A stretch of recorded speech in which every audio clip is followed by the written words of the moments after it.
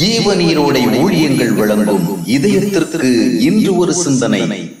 அவ்விசுவாசம் ஏன்? ஆவிக்குரிய வாழ்க்கையின் முக்கிய எதிரி அவிசுவாசமாகும். பல நேரங்களில் நாம் தேவனை குறித்த அல்லது தேவனுடைய செயல்பாடை குறித்த சந்தேகமான ஒரு மனநிலைக்குள் வந்து விடுகிறோம். நாம் அவரையே நம்பியிருப்பது நன்மை தருமா? அவர் எதிர்பார்க்கின்ற நன்மைகளை அருளுவாரா? அவர் நமக்கு ஆதரவாக இருக்கிறாரா? அவர் உண்மையில் நம்மோடு இருக்கிறாரா? நாம் விசுவாசித்துக் கொண்டிருப்பது நம்மை வெட்கப்படுத்துமா? ஒருவேளை நாம் நம்பிக்கொண்டிருப்பது போல எதுவும் இல்லாவிட்டால் என்ன செய்வது? இது போன்ற பல கேள்விகள் அவ்வப்போது எழும்பி விடுகின்ற நேரங்கள் உண்டு. எவ்வளவு பெரிய பக்திமானுக்கும் மலை போன்ற விசுவாசமுடையவர்களுக்கு அவ்விசுவாசம் என்ற பிரச்சனை அவ்வப்போது ஏற்பட்டு கடந்து போகிற ஒன்றுதான். ஆனால் அவ்விசுவாசம் நம்மை தொடர்ந்து வருகிறது என்றால், அது நம்முடைய விசுவாச உணர்வுகளை தொடர்ந்து சின்ன பின்னமாக்குகிறது என்றால், அங்கே நாம் விழிப்படைய வேண்டியது அவசியம். பொதுவாக சந்தேகம் அல்லது அவ்விசுவாசம் என்பது நேரடியாக நமக்குள் தோன்றுகின்ற ஒரு பிரச்சனை அல்ல. இது பெரும்பாலும் ஒரு பிரதிவிளைவாகவே இருக்கும். தேவனோடு நாம் ஐக்கியமாய் இருக்கின்ற அனுபவங்கள் குறைந்து போகிற சூழ்நிலைகளில் ஏற்படுகிற ஒரு பக்க விளைவுதான் அவ்விசுவாசம். விசுவாசம் என்பது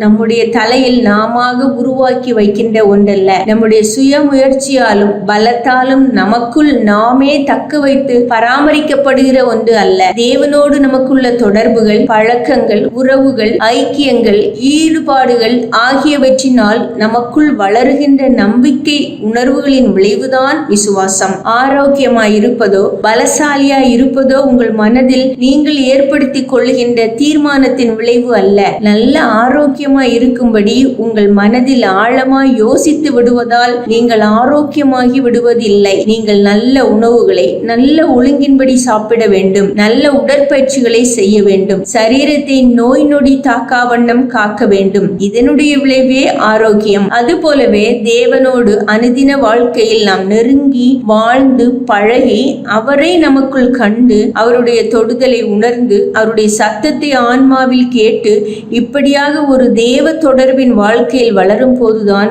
விசுவாசம் நமக்குள் வளரவும் அவ்விசுவாசம் நம்மை விட்டு அகலவும் செய்யும். சிந்தனைக்கு, தேவ உறவில் வலிமையாய் இருக்கிறவன் அவரை குறித்த நம்பிக்கையிலும் வலிமையாய் இருப்பான். தேவ உறவில் வலிமையாய் இருக்கிறவன் அவரை குறித்த நம்பிக்கையிலும் வலிமையாய் இருப்பான்.